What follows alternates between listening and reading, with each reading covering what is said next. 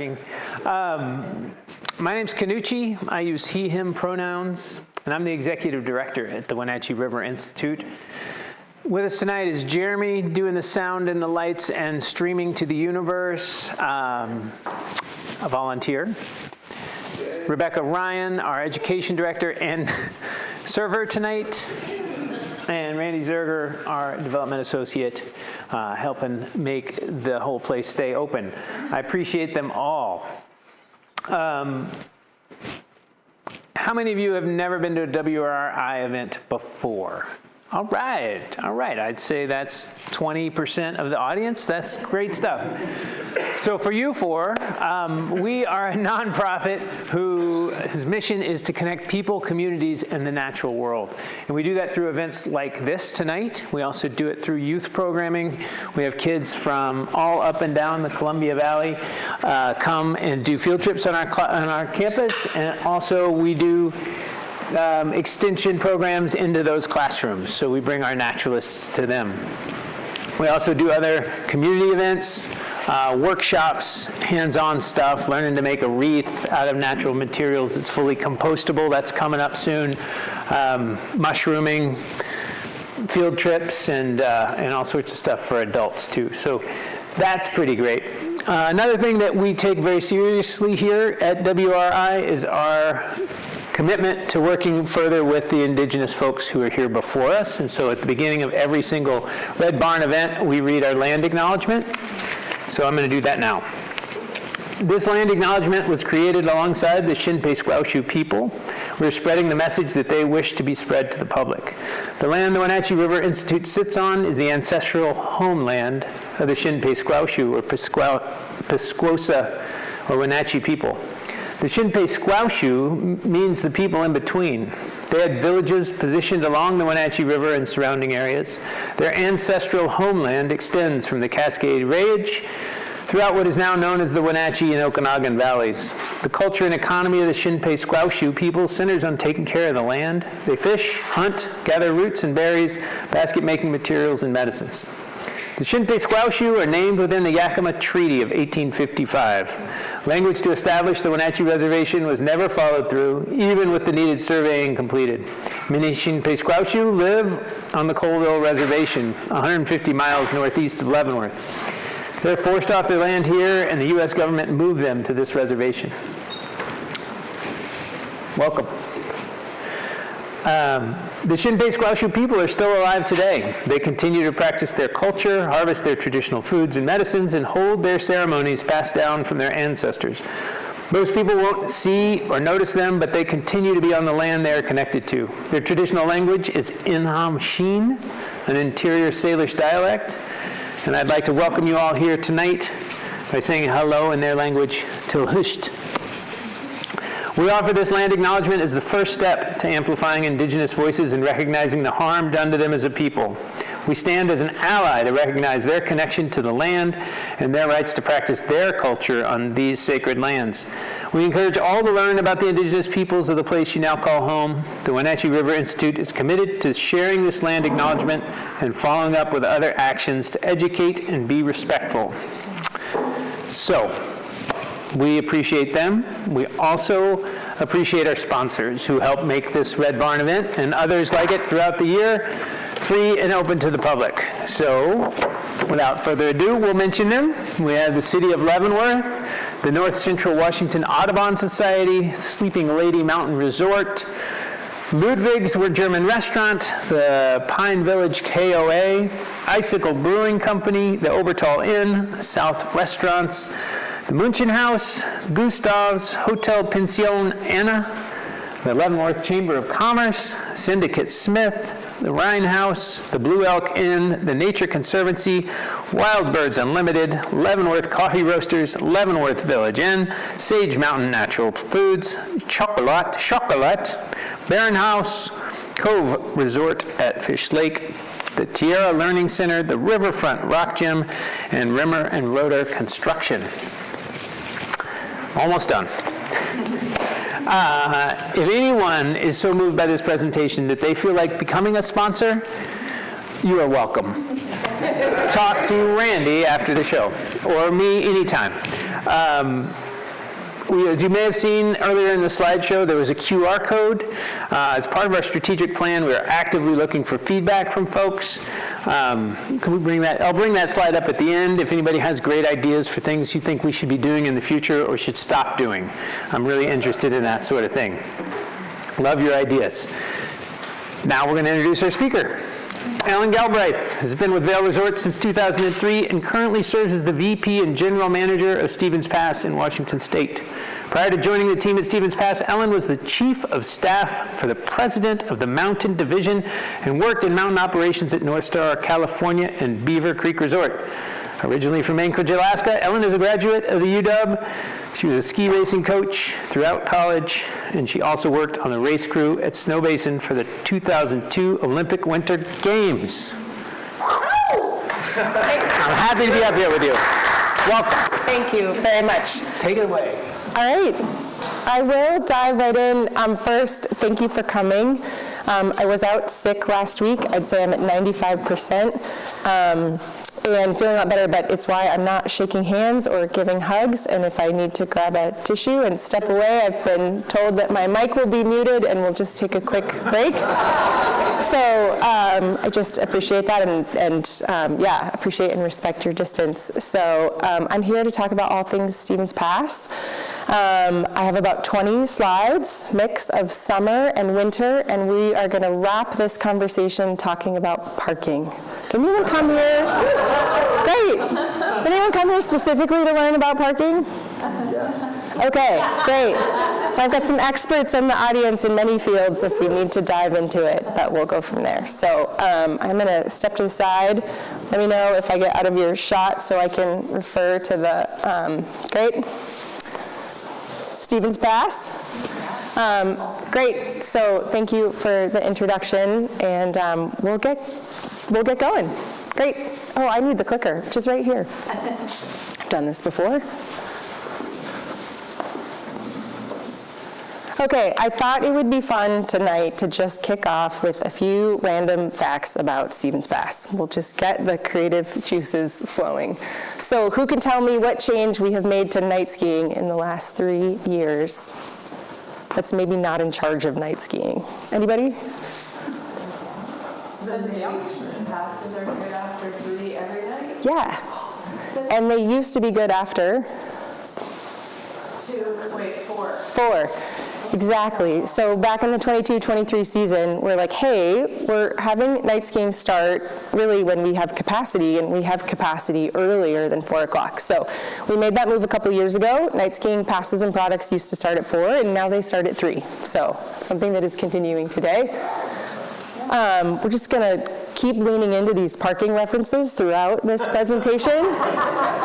Who knows what the carpool requirements are to park in the carpool lots or park for free? Don says 4.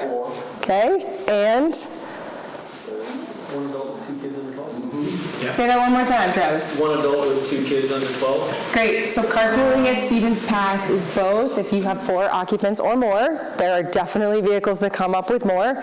Or if you are an adult with 2 children under 12, whether it's your kids or somebody else's kids, great, great. Is that weekends or every day? So we have paid reservation parking on weekends, and those reservations are free if you meet our carpool requirements. So carpool is either 4 or more in a vehicle, or if an adult is bringing up 2 kids 12 or younger, then they qualify for those carpool requirements as well. What about during the week? During the week, there are no reservations unless it's that Christmas to New Year's period. Yeah, great. Okay, customer service. The prefix to the Stevens Pass customer service line begins with what area code? Hopefully 509. 303. Nice. Nope. Good try. 206. Do you know it, Don? I think so. Do you want to give it a try? I don't know the rest of it. I know it's 206. 206. 812. Don't know the last one. I don't think. Great. 4015, I think. Anyway, our customer service team lives primarily here in Leavenworth and in Western Washington. During COVID, when everyone went remote, they used to sit in the building where the psychic reading is in the Waffle House at the main stoplight. Yep. Apologies, I don't know the name of that building off the top of my head. We used to be in there in a room without too many windows. And then when everyone moved home, we were able to hire within Washington State. So we do have an employee from Moses Lake. We have an employee from the peninsula. The majority of our call center team still is in the immediate area. And so when you call and you say, hey, is the road open between the pass and Cole's Corner? They're going to know what you're talking about. And so we do have a central support team if you have pass issues or things like that. But if you're looking for assistance at Stevens, everywhere on our website, main page, all the contact information, that 206 number goes to Steph and Nina and their teams, and they're here. Yes, ma'am? Bring back the snow line. I had a conversation about that today. So we are looking to continue to improve the communication and updates about overnight conditions. It's just hard to access the Epic app or whatever. When you're driving up, you might want to just get a report, or when we have not good internet service or Wi-Fi, to be able to access these apps or these websites or the Facebook or the Twitter, it's just, it would be so great to just have a snow line that says conditions heard. So website is better. Heard, again, was talking about it today. But I just wanted to share that if people don't know that our call center team is primarily in the area, and they're awesome, and they can answer all of your questions. So, okay, great. Got a mocktail up there. We're going to talk more about those in a little bit. Okay, bike park update. Who in here has ever been to Stevens Pass in the summer to ride bike park? Okay, awesome. Our bike park manager is sitting right here.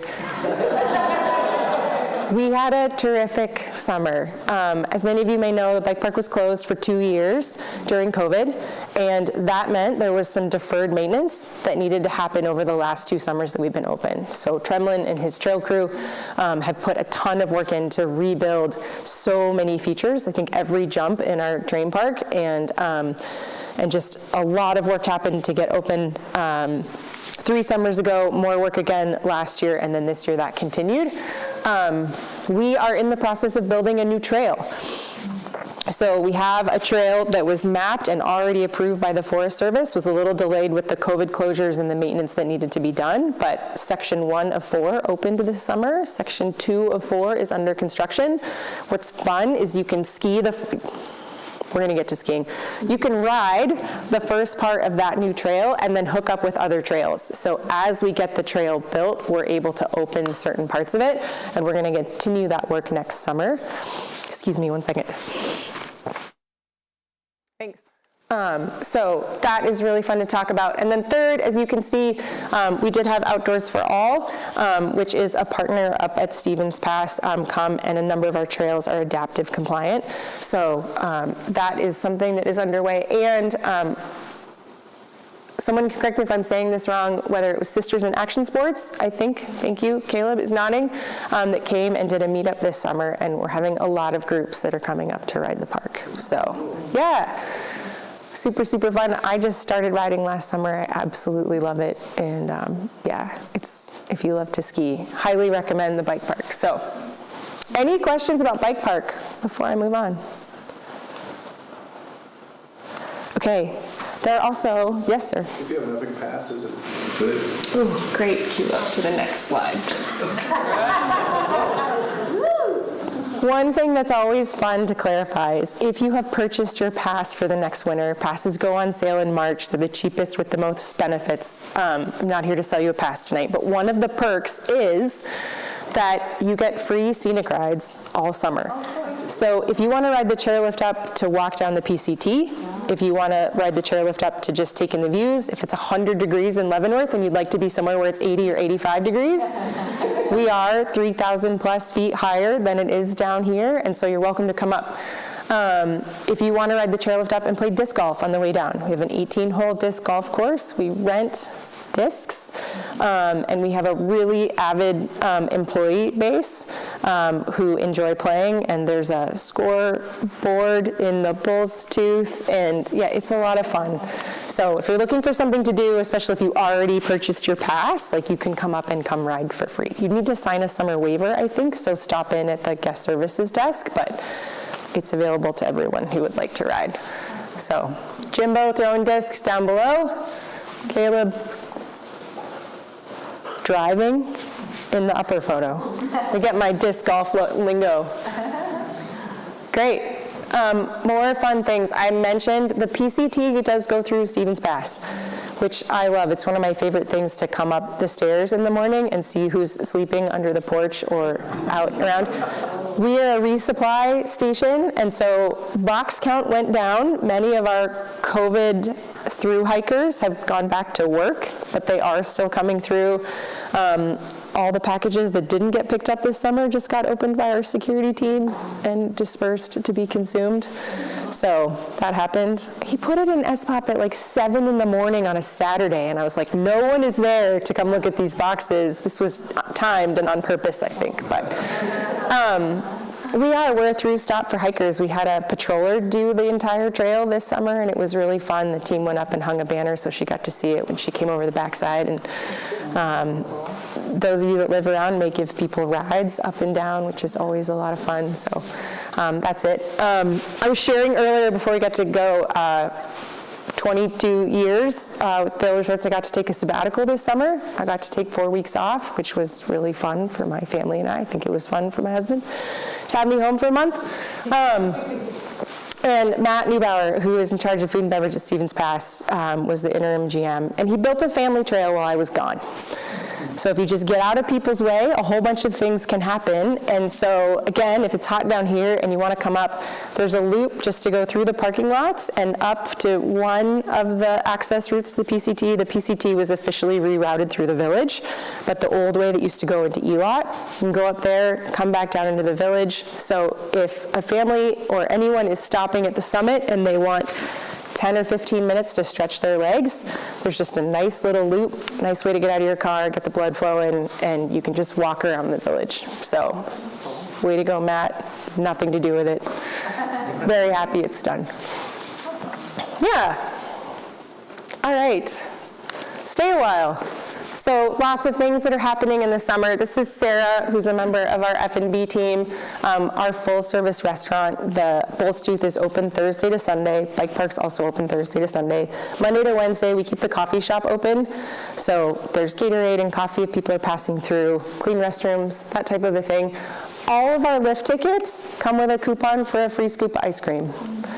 So if you have family in town or someone wants to come take a scenic ride or go bike for a day, it's really good. It's locally made, Cascade Creamery. It's delicious. Employees get a free scoop on Thursdays, which is fun. Reb, one of our patrollers, is one of the many live music artists who played on the weekends. We have a DJ that came up every Thursday. Whether it'll be Thursday or a different day next year, we'll figure that out. Matt also built a sandbox, so if kids want to play, that was fun. It's right there near the start of the PCT trail in the village. So yeah, what's going on in the summer? Summer's an awesome time at Stevens Pass. It's great. Okay, talking about getting ready for winter. Still happens. A lot of people ask me what we do in the summer, or certainly what I do, and the answer is a ton of maintenance. We rip our lifts apart, we rip our vehicles apart and do preventative maintenance and needed repairs and put them back together. And so Skyline, we had a splice on. For those who don't know, chairlifts are suspended by steel cables that we can unwind and cut the core out of and then rewind back together, because that steel cable stretches over time. So there's a tolerance for how much wear and just how much stretch can be in a chairlift line at a time. And so this is an example of we derail the lift, pull the carriers off for a section, derail the lift, bring it down, and then this kind of shows you what that winding and unwinding process looks like. It's all directed by someone who does this full time. But we've got lift maintenance, ski patrol, lift operations, lift maintenance, and vehicle maintenance. There are 30 people in this line helping to make this happen. So that's just one of the things that takes place up here. Additional chairlift maintenance, and then we do what we call summer grooming. So we have a mower that comes up for about 3 weeks, takes care of a lot of the brushes. Yes, we also did trimming on Hogsback. Those alders are gone, which was great. But if you come and you see kind of, when the bushes are really bright and colorful in the fall, and then after the leaves are come or as they're dying, we mow a lot of that brush, which is good for the vegetation and makes getting on the hill easier, faster, both up at the Alpine venue and down at the Nordic Center. So That's what's going on. Okay. Huge, huge project. Who's seen this building before? Great.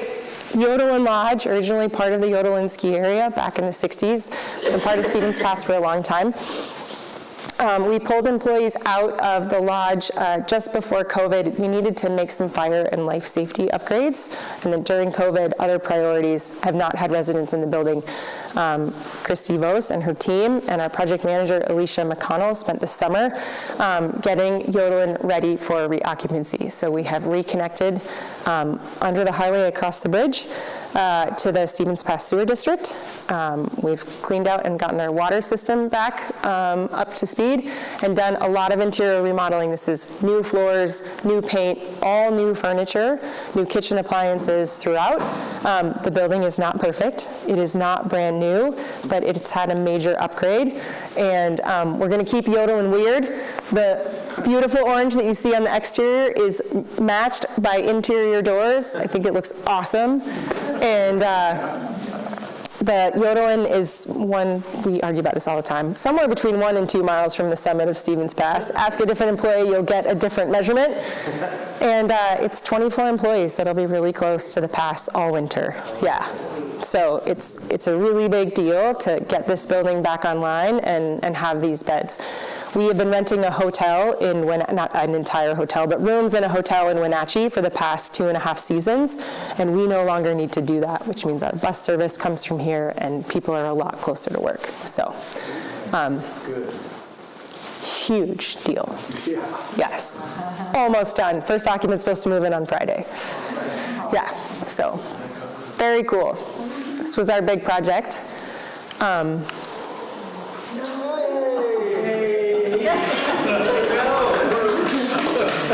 If I am allowed a moment of sarcasm, I'll be really curious what people would like to complain about this year. Because as of right now, the clock tower is working. My first day at Stevens Pass, I said to myself, if I can do one thing, we're going to get that clock tower working. It was not the most important thing over the last 2 years. It's a good sign. This clock tower has never worked since it was installed in 1999. Have the facts changed? I'm going to tell this story. If you're going to spend your evening with me here, you're going to get the more detailed version. It was installed with atomic clocks. How many hours a day does Stevens Pass, Washington receive the atomic clock signal? Roughly 9.5, mostly at night. The clocks also had a backup quartz. I'm not a clockmaker, take all of this with a grain of salt. 50% of it might be true, but I think it's a great story. Clocks came with a backup to make up for when it could not get the signal. It's never worked right. So Christy's team, after some work from Tremlin, others in this room, Alicia again, who was running Yodelin, did some research. We got some new clock interiors. Our building and grounds team has installed them. They have been working. I'm incredibly nervous when it gets cold or it gets wet. Whether they're going to work all winter, I'm not sure. But you guys are here, and a few of you are watching this online. And as of when this photo was taken, and a month later today, the clocks have been working. That picture was taken at 9:08 in the morning. So if you leave with one thing, yeah, you can maybe not lose quite as much track of time at Stevens Pass this winter. It does require a manual set for daylight savings changes. Sure. That makes sense. Oh, every time I walk up the stairs, I'm just like, is it going to work? Yeah, we'll see. But for now it is, so that's really fun. Really, really fun. So thanks to everyone that figured that out. Okay, great. One last slide about next summer. We already talked about expanded hiking. We are looking at another additional trail. More to come on that. Continuation of the new bike trail that we've been talking about, which is really fun and exciting. And then I had to share with my staff that I was a little slow on bringing back summer events. You know, our focus in the winter was very much on reestablishing core operations, and we're ready to do more summer events. So we've had this archery tournament annually up at Stevens. They're wonderful guests. They fill up all of our parking lots. It's family friendly. archers of all ages, sizes, and shapes, multiple courses throughout the mountain. We are continuing to work with them. It's a really terrific event, and they love being at Stevens, and we love having them. We're looking at bringing a bike race back next summer to be confirmed. We're looking at potentially adding a running race either next summer or in the future. And so we are really excited to continue to invite more groups where Stevens Pass would be a great place to have an event. So that's what's on the horizon for us in the summer. Okay, cool. All right, let's start talking about winter. So I'll just go backwards for a moment in time. There's some great photos up here, so take it all in, which is super. As those of you who have been here before have heard me say, my first 2 years at Stevens, the last 2 years, our focus was really on rebuilding trust with our employees and guests. And that's a two-way street. And I'm extremely proud and extremely grateful of how we've done that. And that when I have conversations with people about Stevens, it isn't a question of whether the resort is strong and ready to operate. It's about snow conditions and being excited for summer and winter. So our focus, while that we will never stray too far from the lots are plowed, the lifts are run, you can take a lesson, and there's hot food that's available to eat, and all the fun things that there are to do at Stevens. We really are focused on bringing the fun back and just continuing to improve the employee and guest experience. So it's nice to move a little bit further away from winters past, but we're not taking our eye off the ball. So. Last winter was a good winter. We were open, we did open a little bit late, and in our peak period between, say, New Year's and President's Week, 3 of our weekends were impacted by rain and cold. And so that was a little tough on our staff and some of our guests. We had 2 rainy weekends and 1 just unusually cold temps where we were really concerned about frostbite and impacts, both on guests and on employees. So I'm always happy when we can get the lifts open and get people skiing. I think everyone in this room is excited for more snow this winter and the La Nina forecast that is materializing in the Pacific. But again, nothing to shake a stick at last year. So grateful for that. While the weather was kind of plus and minus, one thing that was awesome is we were able to keep the backside open a little bit longer in partnership with the Forest Service and the snowmobilers that really enjoy using that. It's in partnership with other users in Mill Valley, and so an extra week on the backside was fun. Spring skiing in the backside is a lot of fun, and so to get that extra week was terrific. So, okay. Another big one from last year, when I was here a year ago, I was talking about CARES Chair and how it was nearing completion and how excited we were for it to run this winter. It ran, and it ran well this past year. Despite, I don't know, somewhere between 10 and 20 blog posts from our mountain director, Vince, about how construction was going and the fact that we were installing a fixed grip quad, we got some feedback of why does this chair run so slow? It is a fixed grip quad. It is not a high speed. It is not a long trip to the top of CARES, and we have a lot of intermediate users on this lift, and it's much safer for kids with the comfort bar that comes down and a wider loading platform and an easier load and unload. It's still a fixed grip. It's still going to be a fixed grip in the winter to come. So. Yeah, just really pleased with this lift and how it's been performing. So everybody get a chance to ride it? Yeah, okay, great. So if you get questions, you happen to be riding with anyone and they're like, what? Yeah, but it's been really good. So it's the 3rd new lift that's been installed since Vail Resorts purchased Stevens Pass. So Brooks was replaced. The Skyline Terminal, base terminal was brought downhill, and then Daisy was replaced back in 2018, 2019. And so to add CARES last year is awesome. So, great.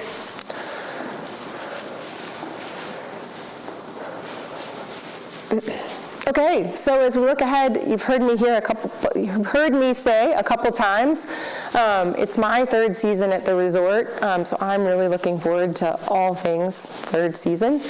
The forecast is favorable. It's been snowing at the pass for a long time. Today it snowed, it rained, it stopped. It did both at the same time, and I can't remember when we walked out. I think there was a pause in the precipitation. Got a couple text messages, just sent back a photo. The freezing line was, let's call it the top of Daisy today. So we're getting snow and we're also getting some rain, and then there's some more snow forecasted for the weekend, and then some colder temps. I don't believe anything that's more than 4 days out, so we'll take it 4 days at a time. But it's fun. Passes are still on sale. Passes are on sale until usually the first week of December, and then we do not sell them in the middle of winter. So if anyone has questions about passes, I can answer that. One additional thing, we are buying a new terrain park cat. It has arrived, it is on site. All of our free groomers are terrain park cats. So a cat can be on Main Mountain, a cat can be in the terrain park. All of our operators learn the same controls, and our cats then are interchangeable, and it's not, hey, do you have a free groomer? Oh, I've got a terrain park operator, this, that, or whatever. So it's a Park Pro, and all of our free groomers are Park Pro. So it will be in the park on Mainline either way, but we've got a shiny new red piston bully up at the summit. We got a new winch cat last year and a free groomer this year, and our fleet's in good shape. We have an excellent vehicle maintenance team, so always feels good that our red paint and our yellow paint is ready to go for the winter. Loaders are being delivered. Caleb is sleeping well at night. It's good. So, yeah. But that's really exciting. Night skiing, we talked about mid-December to mid-March, starting at 3 o'clock, Wednesdays through Sundays. We are not open for night skiing on holiday Mondays. It's one crew that does night crew, and it burns them out when we have them work on Mondays when it's Martin Luther King or President's Day, and so all season it is Wednesday to Sunday. Okay, groovy. All right, more on events. Some awesome photos from some things last year. This was our community fair down in the plaza. There's the clock. I don't know what time it was. Great. Do After Dark and College Night is something we started last year on Thursdays. So anyone with a valid college ID gets 50% off their lift ticket. Excuse me, I believe also rentals on Thursdays as well. So really incentivizing that age group to come up on Thursday nights. We have a lot of big school group programs on Wednesdays. Night skiing's not crowded. So when I say a lot, there's a lot of them, but it's not like we have long lift lines or anything. And so we have a ton of school groups on Wednesday, inviting that college age group up to come on Thursdays, and then night skiing on Friday nights is very popular, same on Saturday. So just looking to do that. I think our Spuds and Suds is on Thursdays too. So a beer and a potato at the Bull's Tooth, it's sold out almost every time, and it was pretty great. So if you want to come up and check out the night skiing scene, it's a lot of fun. We are looking to have a Pride Day celebration again in February. We've done the Sturt Events Demo Day on a weekend in March each of the last 2 years. We'll look to do that again. Women's Weekend, I believe, was also in March last year. We had 150 women show up, ages 6 to 70 plus. We had some dads come with some of our young women that were there, which was awesome. Really fun opportunity to help people meet other people who are interested in skiing and snowboarding up at the mountain.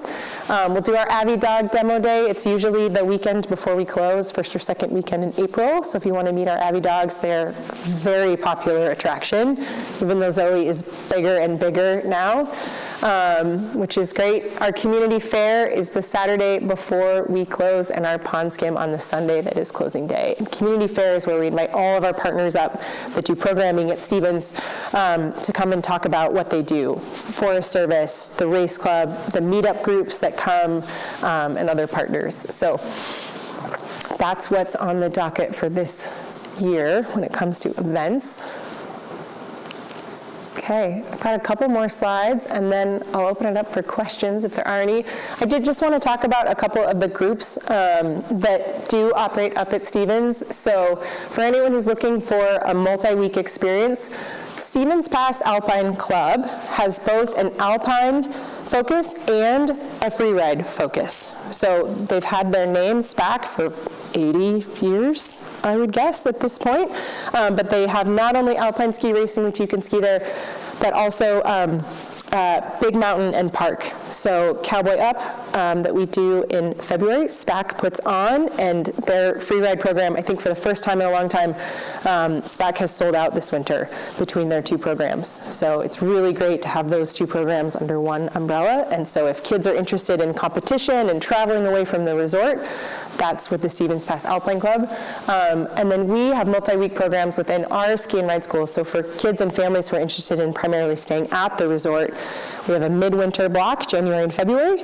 And then we have a spring program that is shorter in the spring, Saturday programs, Sunday programs, and then there's some night programs as well. So if families are looking to enroll their children in multi-week programs, we have those offerings as well, and as well group lessons, and then we have a number of school access programs. I'll show a list of those here in a couple slides, but boy, buses are coming back, and Tammy, who runs our skier services division, told me today the big buses, there's going to be even more of them this winter. So it's awesome that school groups are organized and getting kids up and on the hill. So yeah, it's great. They have really nice buses too. Okay, food and beverage. All things fooding and beveraging. Who's ever been in the Pacific Crest Lodge? Okay. The Pacific Crest Lodge could use a little love, and we're trying to give it some love. So there's a whole bunch of new tables and chairs that are up there. The big news for the PCL is we've added public Wi-Fi. So especially midweek, if maybe you've got a 1 o'clock meeting, but you want to come up and you want to ski for a while in the morning, and then take that one call from the PCL, the entire, all of the window seats are lined with laptop tables. I cannot be held personally responsible for when the cell service goes out at Stevens Pass. So if the tube that provides the connection fails, that's between you and your boss if you came up to take that call at the summit, but that doesn't happen. It does happen, but it doesn't happen all the time. So hopefully for folks who are trying to balance that, like, hey, I've got to hop on a call, or when the cell service does go out, if we can get people on Wi-Fi enough to text their compatriots so they can meet up, we want to be able to do that. But the Granite Peaks Lodge, the GPL, the newest lodge right in the middle of the base village, is by far our most popular lodge, and to continue to encourage people to go utilize the PCL, we're focusing on making improvements there. We have not renovated the entire building, but improving seating and offering Wi-Fi up there. It's not going to be the kind of Wi-Fi that you can play video games on, but hopefully you can send some emails and get a little work done if kids or partners are out on the hill. So we're going to see how that goes this winter, but I'm really excited. So that's really good.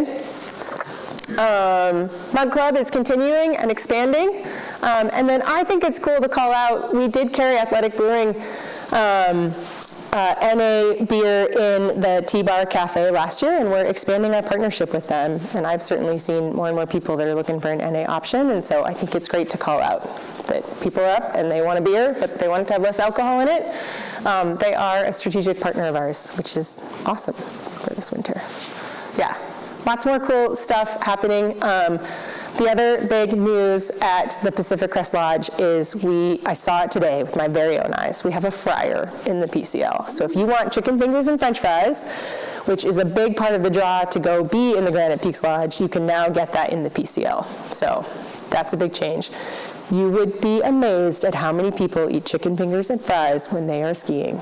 So it is now available in all 3 of our lodges, which is really exciting. So PCL and GPL for guests, and then our employee cafeteria has them in the TCL. So I can talk about chicken fingers all day long, but I won't bore you.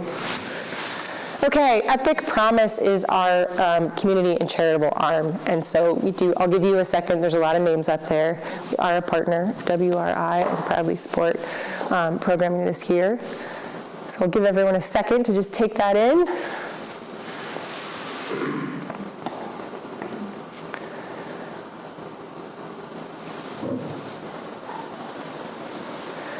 Through Epic Promise, we lean into educational programs, we lean into environmental programs, and we lean into community and access programs And so you'll see up here that there's a mix of cash giving, in-kind giving, which means lessons or items for auctions, things like that, and also programming support up at the mountain.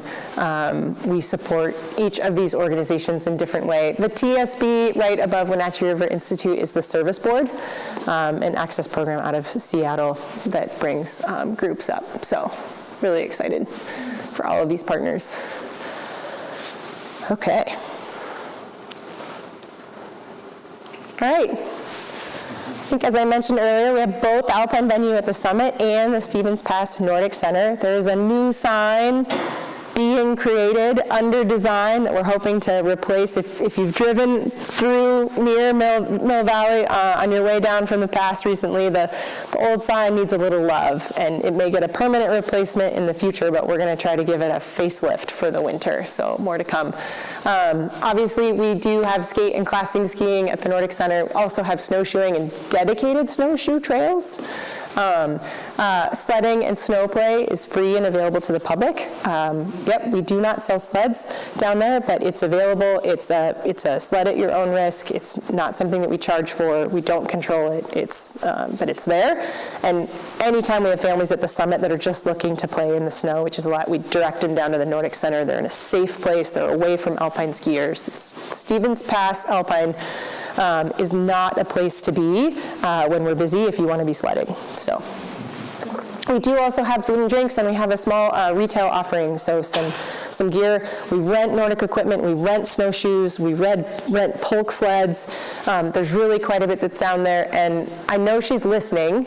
So in the upper right, my communications manager, who I don't know if I can do my job without, is sledding with her son Nash, and that's her family snowshoeing. And then our marketing manager and her daughter are in the lower left, and they just welcomed another young child in their family, and she's out on maternity leave, and we miss her dearly, but she'll be back, and that little one is way bigger than she was in that photo, which is really fun, and then one of our Nordic instructors as well. So this is a fun slide that's got a lot of familiar faces in it too.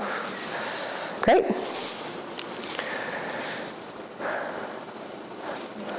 Okay, Abby Dogs, I talked about it a little bit. Zoe, the puppy, was a dominant fixture on our Instagram 2 years ago. She's now a full-size, full-grown dog.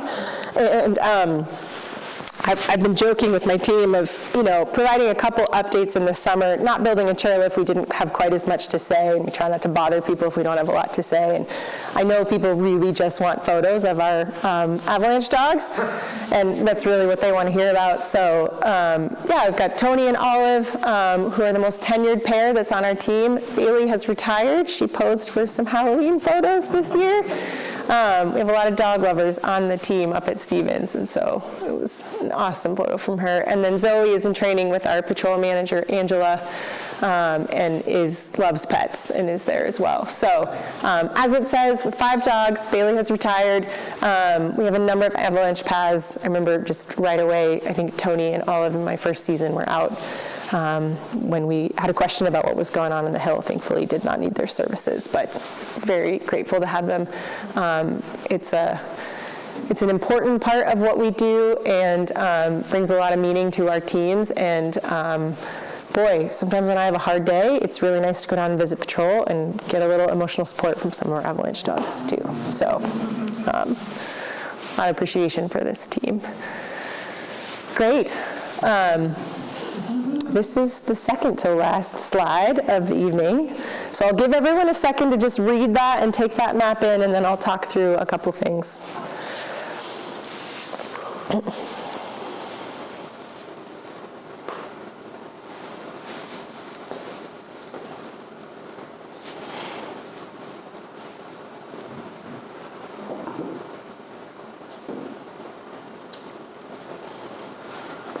Okay. Parking has been the limiting factor at Stevens Pass for a very long time, as long as the resort has been around. And so it continues to be our area of focus. And I think I'm going to start with midweek. That's not a holiday, so not the time between Christmas and New Year's. and all of night skiing, there are no reservations, and we almost never have any issues with parking out. If we get absolutely crushed on a powder day, yeah, it could get kind of tight on a Wednesday or a Thursday. That could happen. But in general, we are trying to only make changes and address where we actually have problems. And that, where we have experienced more demand than we have capacity to park, is traditionally on weekends in the bulk of this season. That time between Christmas and New Year's, depending on exactly where Christmas or New Year's falls, can change things a little bit, but we do have peak days in that period as well, where this reservation system will be implemented. What you see in green is first come, first serve every single day of the season. For the last couple years, all of our parking has been first come, first serve, and what we did last year we had a few lots that were restricted for carpools only. This year we're taking it one step further, so we're giving people choice. So 66% of our available parking, 2/3, what you see up here in green, remains first come, first serve every day of the year. G lot, A, B, and E, so what you see in purple, the very top lot is lot F, that's our RV lot. So that has always been reserved, and that is reserved for RV parking. That's not changing. But if you are in a passenger car, G, A, B, and E, on those busiest peak days, weekends and holidays, we are implementing a paid reservation system. And so, as I was explaining at the very beginning, you can make a reservation that costs you nothing if you meet our carpool criteria, which is 4 or more in a car or an adult with 2 kids. Or if you would like to reserve a spot, you can pay $20, whether it's you alone, 2 people, please, 3 if you've got them in your car. And what this does is, if you've ever skied Stevens Pass on a weekend, especially if the conditions are good, everybody's in a hurry to get there. And we park all of our lots really fast, and it's quite a workout, and it's also exciting and fun, and I get to do it with these 2 and some others on a very regular basis. But the reservation will hold your spot until 10 a.m. So if you want to let that train of people go ahead of you, or you just want to sleep in for an extra hour or not worry about it. Now, road conditions can cause delays. If the road shuts down for avalanche control, we may hold from 10 to 11 or later, that type of thing. We've got some wiggle room, so we can try to do the best we can. But for those who are not looking for that first come, first serve experience, we are offering in 1/3 of our lots on these peak days the ability to reserve a space. It's free if you have a carpool, and it costs $20 if you don't. So I can talk about parking longer than you want to hear about it, so I'm just going to stop there. The next slide is this. It says, thank you very much for coming. This is what's around the corner, and I can revert back to the parking slide if there are any questions. So I'm super curious. Great. We're doing good. With that in mind, I'll open up for questions. Well done. Thank you. Beautiful update on everything. So thank you for serving the best tacos and the best nachos. Thank you. Do you have any particular celebrations, multicultural events that happen there throughout the year, perhaps to invite those that might be, I've never been there, might never had that experience to be there? Great question. I'd say Pride Day is the one that we've put the most energy into in February. I will take that back. That's great feedback. Because I remember maybe around 10 years ago, I was there on January 6th, and you had a Rosca de Reyes for the Three Kings Day. Maybe you were not there yet, but I remember one day being there, and they had a big celebration. Great. Yeah, so just remember that. Thank you. That's terrific feedback. I appreciate it. Yeah. Awesome. So are helmets required? If you are an employee and you are on the clock and you are on skis or a snowboard. Otherwise, they're recommended, but no, it's your decision what you'd like to wear. When you rent equipment, are helmets available for rent? 100%. And you can skip the line if all you need is a helmet. If there's a line. I shouldn't lead with there's going to be a line. A whole bunch of times there isn't a line. We used to have to go through the whole line, but we pulled them out last year, and so if someone only needs a helmet, just say, hey, I'd like a helmet, and we make that really easy. Yeah, summer and winter, for sure. Great question. Tom? I have a reservation.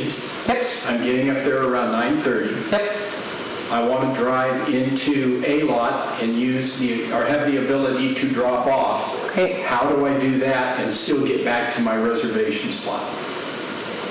Which of the two people in charge of parking would like to answer that question? As a carpool or as a not? I've got three people in my vehicle. Two of them I want to drop off all my gear at the stairs. Then I want to go park. Yes. So how do I go about accomplishing that and still being able to get back to my reservation spot? So if you're carpooling, it will be validated before everybody gets out of the car. If you're not carpooling, it will be validated by your license plate. So you're welcome to drop off and then park. And then just go park, and there'll be an attendant back where the lot is still available to park me properly. Okay, perfect.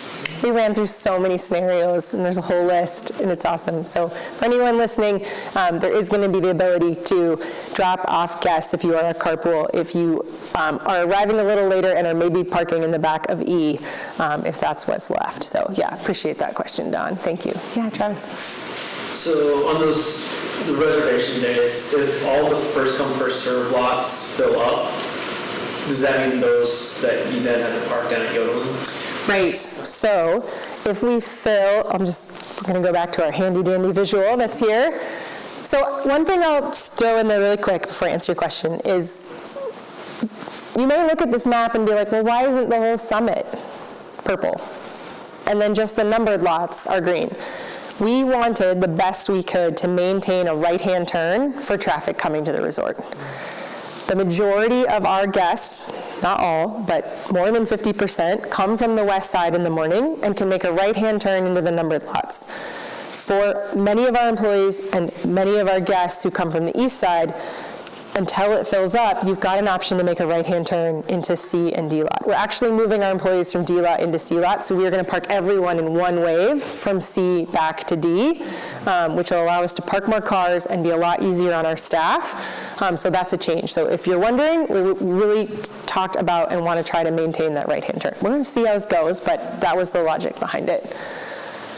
And your question was? If all of the first come, first serve lots fill up.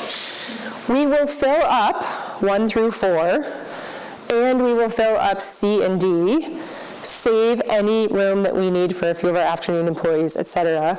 And then first we will go to Yodeland, and we will trigger the shuttles. They'll be on standby. Any day that we are doing parking reservations, we are expecting that we may be full, and we will have at a minimum 1 bus on standby to be ready to go. So we will park Yodeland, and then we will go and we will park part of the Nordic Center. We do save spaces for our Nordic guests at the Nordic Center. So if anyone is ever coming to Nordic ski or snowshoe at the Nordic Center, they need to tell our friendly parking attendant who is at the point of the Nordic Center that that's where they're going. If we only see alpine gear in your car, we may be like, are you sure? But if you have snowshoes or Nordic gear or nothing in your car, then we're absolutely going to get you parked in the back, closer to the Nordic Center. So we will do that. Now, if we have parked everything at the summit, Yodeland, and Nordic, we are going to stop letting people in unless they have a reservation up until 10 o'clock. If the road was delayed for avalanche work, we may extend that beyond 10 o'clock. We hold that ability to do it. And then once that time has come and anyone who made a reservation, if it's past 10, no other circumstances that would have us extend, then we would let additional cars in. So yeah. Most important thing is we can't have people stop on Highway 2. It is a highway, so we have to keep people moving. It's whether we ask them to go have breakfast in Cole's Corner or to stage at the rest stop. That's going to be our primary concern. So, yeah. Yep. I'm not that familiar with Stevens Pass, so if I park on the right-hand side, coming from here. Yep. How do you get there? I've driven by it. How do I safely get across the highway? Sorry, that's what I meant. How do you get from your parking spot to the resort? If you can see, there is a white line in Lot G that crosses the road. There is a pedestrian bridge. It went in 2010. Yeah, it was cut into the cement there. And it is both for the resort to get across, and it is where the PCT goes. So that PCT reroute coming into the village is not just so they can pick up their package or come grab some caffeine or food from us, but it is to direct them to cross the highway at the pedestrian bridge at the summit of the pass. So, yeah, we try to keep all pedestrians off the summit. Yeah. What are your rules on your overnight parking, and then how do you clear that parking? Yeah, so we allow overnight parking in the RV lot with a reservation. We do not have overnight parking on Tuesdays, so our snow removal team can clean out that lot. It's also the lot that our snow removal team does last in the morning, so we try to disrupt those guests, wake them up as late as possible, because backing up in a loader makes a lot of noise, as does going forward with chains on your rig. We do not allow overnight parking at the summit unless it's an emergency. So if someone runs out of fuel or they're having any type of emergency, you would connect with our parking team, run by Caleb, who's sitting right here. And we'll always try to help someone out in an emergency. But the primary reason is we do offer it in a designated space, and we need to clean our lots in the morning. And whether it's warm and things are mushy, or it's snowing and we need to get as much snow out of there as possible.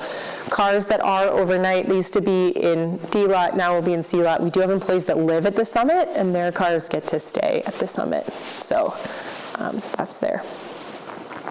Yeah. Yeah. I guess in time, how much snowshoe trails do you have? Like, is it half hour long, 5 hour long? I think there's quite a bit. I have not been myself, but there's 3 designated trails at a minimum, and maybe more that are available. Through a map online or something? Yes, we have a dedicated Nordic Center map. It's available online, and we have printed copies both at the summit and at the Nordic Center. And I'm sorry I can't give you more detail on that. Yeah. Are dogs allowed on that? They're not. Okay. No. Okay. Sorry. Yeah. Oh my dog that. Yeah. Fair. Fair. But if you are an Alpine Pass holder, your Alpine Pass gives you access to the Nordic Center to go Nordic skiing, snowshoeing, all of those things. Yeah. Question? Yeah, the parking reservations are per lot, so I would reserve a spot in Lot G? No. ParkStevensPass.com is run by Interstate, and they are a third-party vendor that is managing our parking reservations. They do the parking reservations at all of the ski areas that do parking reservations. So if you've been to Alta in Utah, if you've been to Heavenly in Tahoe, it will look familiar from an interface perspective. But at Park Stevens Pass, you make a reservation depending on paid or carpool, and then for the date of your choosing. And then when you arrive, you can make a right-hand turn and go into G-Lot. G-Lot usually fills kind of towards the end. There's often spaces available there. If it is full, we will have a sign at the entrance out by the road that says G-Lot full, in which case then you would make a left-hand turn. A fills the fastest, and then we go to B and E, and then folks that aren't showing up till 9:45, yeah, they're probably going to park in the blowout of E, but guess what? They're going to have a spot saved for them, and they can come at 9:45 if they would like. So no, it doesn't designate which lot. We park our team, we park everything at once, but we park from the front to the back. So a team in A, a team in 4, and then 3, and it's just, yeah. I'll stop. I could talk about parking forever. It's great. Emil, did you have a question? That was my question. Oh, okay. Yeah. So is Lot F only RVs during the week? Yeah, so you get a reservation from 4 o'clock afternoon. Great, thank you. Until the next morning. And so you can come up the night before, and that rig can stay there, and then unless you have a reservation for the next night, it'll need to be out for the next person to come at 4. I was thinking in terms of skiing close to the lodge, and that dog that's not allowed on snowshoe trails could get a walk in the day. Totally. But not Lot F would be another. If you wanted to make an RV reservation, but you need to have an RV. You can't make a reservation in a vehicle. You can in a Sprinter van, the trend, the big rigs that used to be there, it's changing, and it's a lot more smaller vehicles. And yeah, we've got 60 electrical hookups, no water, no sewer, with power available. Yeah. And if it's warm, it wouldn't be the only dog in the lot. So, yeah. There are a lot of dogs in cars sometimes, yeah. Just don't park it in the sun with the windows up or we're going to break your windows. Yeah, even on a cold day. Great, yeah. What time do the restaurants close in the lodges? On Mondays and Tuesdays, and early season and late season, when we do not have night skiing, the lifts shut at 4, and then we stop serving 4:30. GPL closes about 5. When we are open for night skiing, the Foggy, which is a bar in the TCL, closes at 7, Friday, Saturday, Sunday. It's also, excuse me, open on Mondays. I'm going to take a quick break.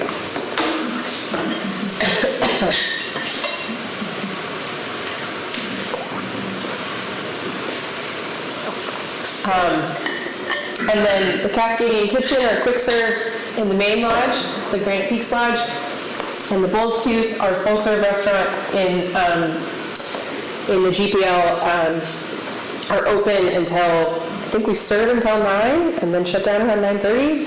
Everyone is there when they close. And then we're going to want you out and gone so our employees can get on the bus by 10. Yeah. So, but yeah, we are open while the lifts are still spinning. I'm sorry, night skiing is until 10 Wednesday through Sunday, and I think last call is at 9:30, and then, you can come in and warm up, but then we shut down, and the reasons we'd want anyone to leave would just be to get our employees home. Yeah. Yeah. You're great. This is your last question. Make it out of it. Okay, for those of us who are not as young as we used to be, moguls are not as fun as they used to be.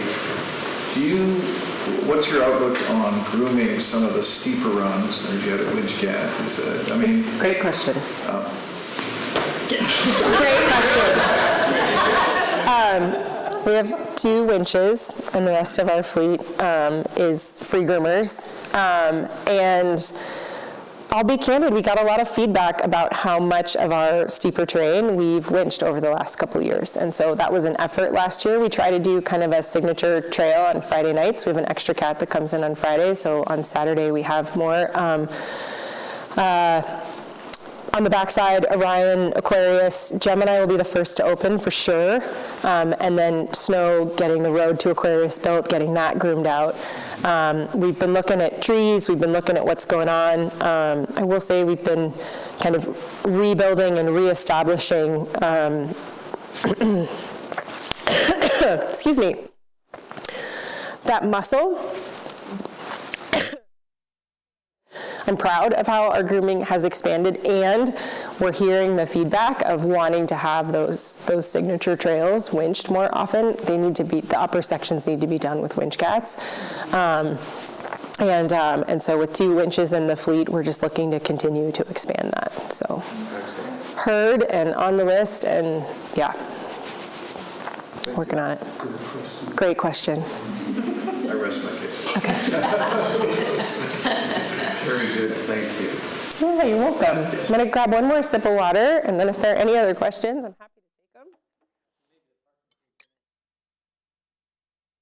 How many reservations can one person have for parking? Can I just block the whole summer, the whole winter? Great question. You can hold 5 reservations at a time. Let's just pretend that the numbers work out, that you have one on the 1st, the 8th, if you go park on the 1st, it will drop off and you can go make a reservation. So you can always have 5 at a time, but no more. And this is a standard thing, so it will not likely change. Great. Hopefully the microphone is close enough for everyone to hear. You can have 5 reservations at a time. Our frequently asked questions at parkstevenscast.com. Answers that one for you too. Do we have an anticipated opening date? Our target opening date is the first Friday in December, which this year is the 6th of December, which is as late as it ever falls on the calendar. So we're all hopeful, fingers crossed, that when we get enough snow to open, that'll be before the 6th. 2 years ago, my first year, I don't know, maybe I did something good earlier that year. We opened on our exact target date, which felt great. Last year, we were a little bit later opening, which is never fun and makes all of us a little anxious because our employees are ready to go to work and everyone's ready to go skiing. But with that latest ever target, we're really hopeful that we can meet that, and it's just Mother Nature is in charge of this one, but we're ready to play. So, Yeah. We're just going to ask for when closing date. Oh, yeah, and then when the closing date is the potential. Mid-April, and we'll look to confirm the closing date in March after we see just kind of how conditions are and what the forecast looks like. So leave it a little bit looser, but middle of April is the target. Are you allowed to extend your closing date? What do you have to do for that? We would do it in partnership with the Forest Service. You know, back in the 22 season when we opened late and had operational issues, we pushed it as long as we could. We had a ton of snow in the spring, so we were open till May 1st. 2 years ago when we had CARES chair, like snow was fine and things were good, but like we needed to close, we needed to rip the road open, we needed to disassemble that chair. We had a real reason to be done. And every year there's kind of a list of pros and cons for both. And while there is always a vocal and passionate group that wants to extend in the spring, the actual number of people that show up in the spring can be different than that decibel level. And you know, like kind of just what's that balance of like how many people are actually skiing? How long do you want it a loss versus when does it make sense to close? So we're just always weighing all of those things. Yeah. Does the Forest Service give you resistance to that? We just communicate what our, no, it's great. A lot of people used to, we don't have a lot of snowmaking at Stevens, but that question always came up when I've worked at resorts that did, of like, well, you're not allowed to do this, or you're not, and it's like, none of that was ever true. We have a permit with the Forest Service, and we get to operate on the mountain, and we write a winter operating plan and a summer operating plan. I think we're combining those into one document soon, which should be fun. But we set out and go, hey, this is all the things we're planning to do and when we're planning to do it. And if we are looking at any type of extension, we pick up the phone, talk to our permit administrator, who regularly skis Stevens. Our district ranger is regularly up at the mountain, which is awesome. And so it's really a conversation and a partnership with our landlord, landowner. Yeah, steward.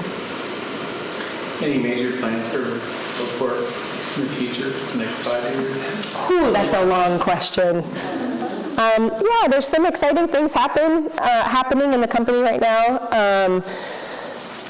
Your ski pass has gone to being on your phone, so mobile app. If you have any specific questions, Dawn is an expert in this area. You can lean in there.